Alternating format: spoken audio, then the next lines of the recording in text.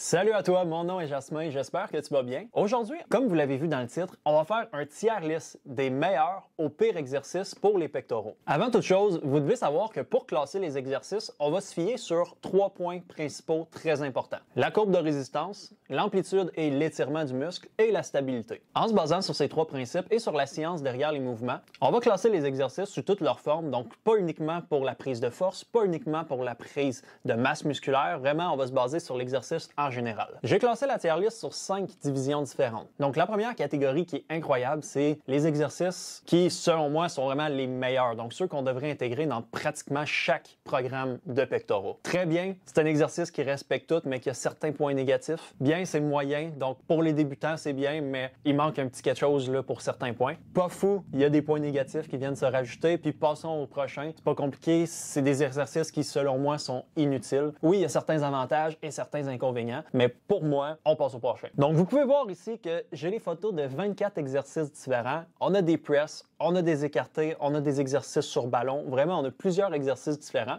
Puis c'est à partir des exercices que j'ai en photo dans le gym ici que je vais me baser pour faire la tier list. Oui, ça se peut qu'il y ait certains exercices qui sont pas là nécessairement, mais j'ai essayé de mettre une bonne variété qui représente tous les types de mouvements pour travailler les fibres des pectoraux. On commence avec le premier mouvement qui est le push-up. Donc, si on se fie sur les 3 points que je vous ai donnés, quand on regarde la courbe de résistance du push-up, c'est une courbe qui est linéaire. En haut du mouvement et en bas du mouvement, la tension exercée sur le pec est la même parce que le centre de gravité est en ligne droite vers le sol. Tant et aussi longtemps qu'on est en mouvement, c'est la même charge qui est mise sur le corps. Quand on regarde l'amplitude, on peut descendre assez bas puis aller toucher les pectoraux au sol, donc c'est une amplitude qui est moyenne. Si on compare par exemple à un bench press, on a la même amplitude parce qu'on va arriver au niveau des pecs. Mais si on compare à un dumbbell press, où ce qu'on va pousser avec des dumbbells, l'amplitude est plus grande. Donc c'est pour ça que là, je le classe pas au top. Puis finalement, pour la stabilité, c'est un exercice qui est très stable. Le problème avec le push-up, c'est que si on veut gagner de la masse musculaire puis créer assez de micro-déchirures pour voir une évolution, très difficile de rajouter des charges. On peut pas se mettre des plates sur le dos pour réussir à faire un 6 à 8 répétitions. Donc c'est pas long que cet exercice devient trop facile. Pour ces raisons, je veux pas le mettre dans incroyable ni passons au prochain. C'est un exercice que je mettrais dans bien parce qu'il peut bien faire pour les débutants, mais c'est pas un qui va te permettre de devenir une machine. Deuxième exercice, on est ici avec le cable crossover en position assise. Ce que je vais faire, c'est que je vais prendre le cable crossover en position couchée, puis je vais juger les deux en même temps parce que les deux ont une petite différence. Quand on regarde la courbe de résistance de chaque exercice, c'est différent parce que la position couchée, on va le faire sur des poulies qui sont larges. Donc, pour vous imaginer la courbe de résistance, ce que ça va faire, c'est que quand que les bras sont à 90 degrés de la poulie, c'est là qu'il va y avoir le plus de tension. Donc, le cable crossover couché, en haut, il y a une forte tension. Puis plus qu'on descend, moins que la tension est intense. Donc, on met de l'emphase sur la partie contractée du pectoral. Tandis que quand on regarde le cable crossover qui est assis, ce qui est intéressant, c'est que les poulies sont beaucoup moins larges. Donc, les poulies sont juste un petit peu plus larges que les épaules. Puis, ce que ça fait, c'est qu'en avant, on n'a aucune tension. Donc, le muscle est en contraction, mais c'est plus une phase de pause. Tandis que plus qu'on étire par l'arrière, plus que la tension exercée sur le pec va être grosse. Puis ce qu'on veut, nous, pour aller chercher une évolution, c'est créer une grosse tension dans la phase d'étirement. Les deux cas ont un bon étirement, mais la tension n'est pas placée à la même place. Puis finalement, si on regarde côté stabilité, c'est pas ce qui est le plus stable, parce que le plus stable, ça va être avec une machine, mais à la poulie, on est quand même avec une bonne stabilité, puis on a une bonne liberté de mouvement. Ce que je ferais, c'est que je mettrais le cable crossover assis dans la phase du très bien, puis je mettrais le cable crossover couché dans le bien. Prochain exercice, c'est le dumbbell press sur un Swiss ball, donc sur un ballon. Quand on regarde le mouvement du dumbbell press, on voit tout de suite, on a une bonne courbe de résistance parce que le mouvement est linéaire, la gravité tire vers le bas, donc la tension est constante puis est toujours intense sur le pec. Côté amplitude, on peut aller très loin. Donc, chaque côté, aller chercher un bon étirement du pec. Cependant, où ce que ça devient un petit peu moins bien, c'est vraiment au niveau stabilité. Quand on utilise un Swiss ball, on perd énormément de stabilité. On va plus mettre cet exercice-là dans des cas particuliers où que la personne a un gros travail de stabilisateur à faire. Donc, quelqu'un qui a un gros point faible à travailler. Donc, c'est vraiment pas à mettre pour tout le monde. Cependant, ceux qui ont des problèmes au niveau du système nerveux puis qui ont besoin de travailler en polyarticulaire, ce qui veut dire plus qu'une articulation en même temps. Donc là, on a aussi les jambes à travailler, on a les abdominaux à travailler, on a plus de stabilisateurs. C'est un exercice qui peut être vraiment intéressant pour ça. Il est difficile à classer entre le bien et le pas fou, mais je mettrais dans le bien parce qu'il y a quand même plus de points forts que de points faibles dans certaines particularités, mais si votre objectif c'est de gagner de la masse musculaire ou de la force, allez pas avec cet exercice-là, c'est pas adapté pour vous. Le prochain, on le voit souvent passer, celui-là. Si vous le connaissez pas, c'est qu'on va venir chercher une plaque entre les deux mains, puis on va faire un press.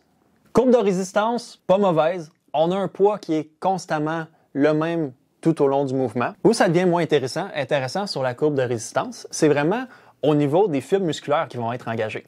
Parce que le fait de tenir le poids en avant, on parle beaucoup plus d'une flexion du coude ici qui va se créer que le pectoral qui vient s'étirer. Donc, on n'est pas vraiment un ciblage pectoraux. Puis étant donné qu'en descendant, les coudes vont de chaque côté, au lieu que ce soit la fibre du pec qui vient s'engager, on vient plus engager la fibre de l'épaule. Donc, le pec n'est pas tant recruté que ça sur ce mouvement-là. Pour l'amplitude étirement, on est limité ici. Donc, le pec, là, il est encore court. On n'a pas été l'étirer loin de chaque côté. Fait que c'est pas fameux. Puis côté stabilité, avec seulement un mouvement, donc haut en bas, ce qui fait que c'est pas ultra stable, mais c'est pas non plus trop lousse. Donc ça, c'est dans le moyen. Mais si on regarde vraiment pour aller travailler les pectoraux, puis on prend ça en compte, on voit que finalement, le pec est pas tant recruté que ça. Passons au prochain. Le chest press à la machine. Ça, c'est un exercice que moi, j'adore pour la force.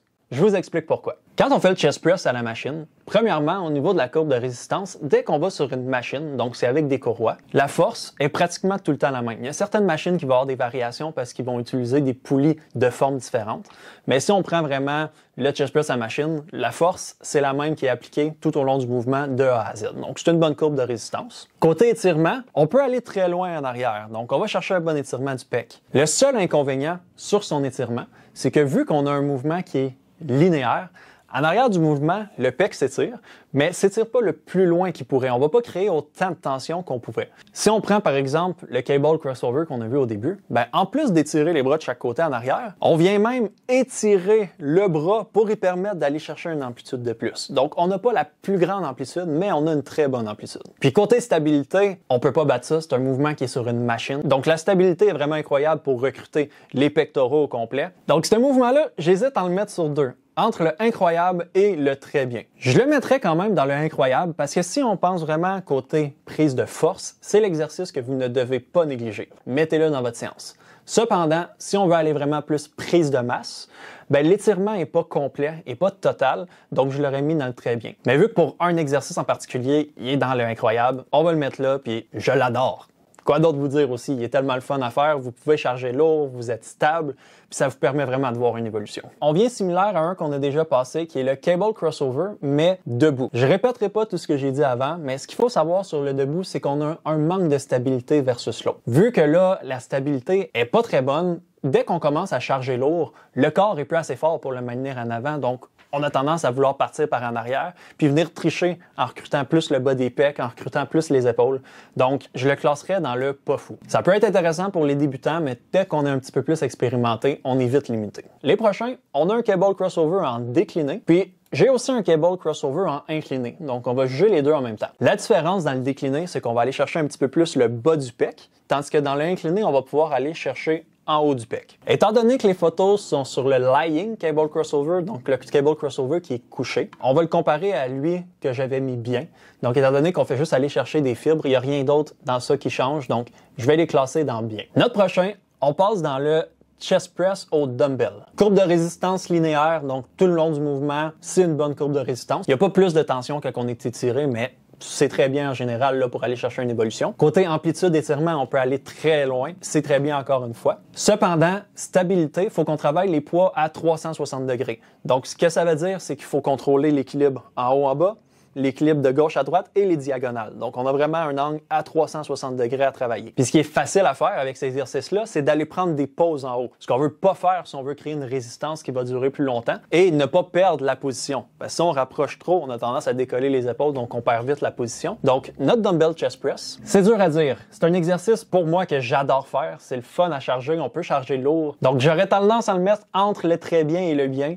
Mais vu que c'est un exercice que j'aime vraiment faire, on va le mettre dans le très bien. J'ai aussi ces variations en décliné et en incliné. Je vais les mettre dans le même parce qu'on respecte tous les mêmes critères. Puis sachez qu'avoir des stabilisateurs qui sont forts reste tout de même ultra important. Il ne faut vraiment pas les négliger. Donc, mettez des exercices qui vont travailler les stabilisateurs. Vous allez avoir beaucoup moins de risques de blessures. Ensuite, on a le bench press. Sur ça, j'ai 3 variations. Donc, le décliné, le incliné et le bench press droit. Pour ce mouvement-là, je ne classerai pas les 3 dans la même catégorie. Parce que vu qu'on a une barre, sachez que si on fait un decline, le mouvement est vite arrêté. Un droit, on est arrêté au niveau du pec. Puis un incliné, on est arrêté en haut du pec. Donc, l'amplitude n'est pas la même. Cependant, courbe de résistance, c'est une courbe qui est linéaire. Donc, on a la même force qui est appliquée tout au long du mouvement. Stabilité, on a une stabilité qui est juste à l'horizontale à contrôler. C'est pour ça que si on regarde au niveau des 3 benches, le bench droit, étant donné qu'on a quand même une bonne amplitude, qu'on a quand même un mouvement qui est assez stable pour autant augmenter la force qu'aller chercher de la prise de masse, je le placerai dans le bien. Quand on passe au incliné, on est vraiment dans le même principe. Donc,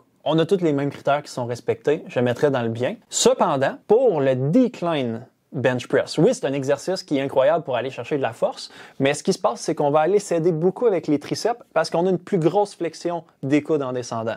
Donc, pour cette raison, je vais le classer un petit peu moins bien que les autres, donc on va le mettre dans le pas fou. Pas fou ne veut pas dire ne le faites pas. C'est vraiment, ça dépend de chaque situation. Dans une prise de force, je vais adorer le mettre pour aller travailler plus les bas du pec. On arrive avec le bench press sur la Smith Machine. Ce qui est le fun versus le bench press régulier, c'est que là, on n'a aucun stabilisateur à engager. Dès qu'on est bien placé, notre mouvement est linéaire, puis il est complet. La courbe de résistance est la même, puis l'étirement, l'amplitude est la même. Donc, ce que je vais faire, le droit et le incliné, étant donné qu'on a une meilleure stabilité, je vais les classer une catégorie plus haute, donc dans le très bien, tandis que le décliné, on va le classer dans le bien. Prochain mouvement, une autre façon de travailler le pec qui est en élévation avant, mais là on va le faire en élévation prise supination et non prise pronation. Pourquoi? Quand notre prise est en pronation, ce qui va être engagé principalement c'est l'épaule, donc le deltoïde antérieur. Tandis que quand on vient faire une rotation pour la supination, on va aller recruter beaucoup plus les pectoraux. L'inconvénient, étant donné qu'on a quand même une élévation avant, l'épaule va venir s'engager beaucoup. Donc, on n'est pas en isolation au niveau des pecs. La courbe de résistance, c'est vraiment une curve. Donc, ce que ça veut dire, c'est qu'en bas du mouvement, on n'a pas beaucoup de tension. Au milieu du mouvement, on en a énormément, vu qu'on va chercher l'angle de 90 degrés avec la poulie. Puis, en haut du mouvement, on la repère, donc on en a moins. Donc, quelqu'un qui a un point faible à travailler au milieu, ça peut être intéressant, mais c'est pas pour tout le monde, puis c'est pas spécialement focus pour la force ni la prise de masse. Puis finalement, côté stabilité, on est à la poulie, mais c'est aussi debout. Donc, c'est facile de tricher, puis d'aller s'aider de d'autres façons. Donc, pour toutes ces raisons, je vais classer dans le pas fou. On arrive au pec deck, qui est le voisin du cable crossover.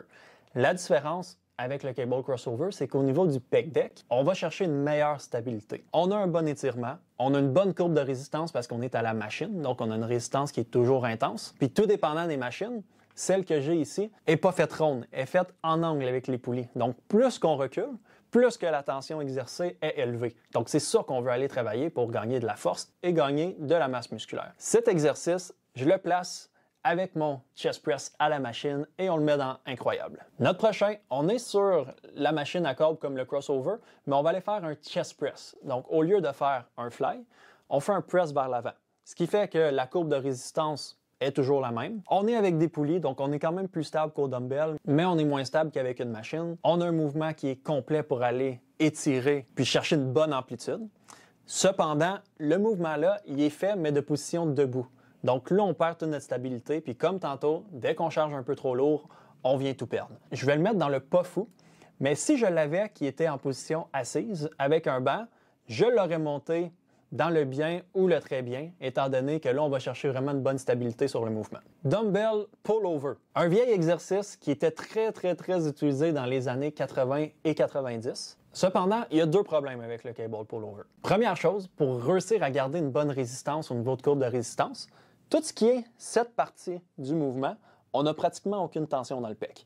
La seule fois qu'on va avoir une tension, c'est quand que le bras est étiré au complet. Avec le temps, ils ont appris que tout ce qui est pull-over, c'est pas le pec qui va venir tirer l'humérus, mais c'est les lattes, donc le grand dorsal. Donc, le recrutement du pec sur ce mouvement-là est vraiment secondaire. On n'a pas une bonne courbe de résistance. Oui, on a une bonne stabilité, mais pour toutes ces raisons-là, je le mettrais passer au prochain. Dumbbell fly. Ce qui se passe avec le dumbbell fly, c'est qu'il y a une façon spécifique à le faire pour voir un progrès.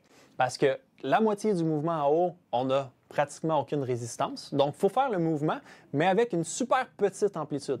Donc, il faut vraiment juste travailler en gardant les bras loin du corps pour que ça aille créer de la micro-déchirure suffisant pour voir une évolution. Donc, côté courbe de résistance, c'est pas terrible. Côté stabilité, on est avec des dumbbells, donc il faut vraiment contrôler beaucoup. Donc, c'est pas terrible non plus. Mais côté étirement, c'est bon. Il y a beaucoup plus de négatifs que de positifs. Dans certains cas, quand il faut travailler la phase étirée, ou ce qu'on a un point faible ou qu'on veut travailler la prise de masse musculaire étirée comme ça peut être bien. Donc, je ne le mettrai pas dans le passons au suivant, mais je le mettrais dans le pas fou. Ça s'applique dans certains cas, mais vraiment pas pour tout le monde. Puis finalement, on arrive avec le dips pour les pecs. Il faut savoir qu'il y a deux variations de dips. Quand on s'incline vers l'avant, on va travailler les pectoraux. Quand on reste droit, on va travailler plus l'épaule et les triceps. Mais encore une fois, côté courbe de résistance, c'est bien, on a un mouvement qui est linéaire. Côté étirement, on peut aller étirer très loin, donc ça, c'est très bien. Mais c'est côté stabilité que le mouvement, pour réussir à isoler le pec, est très difficile à faire.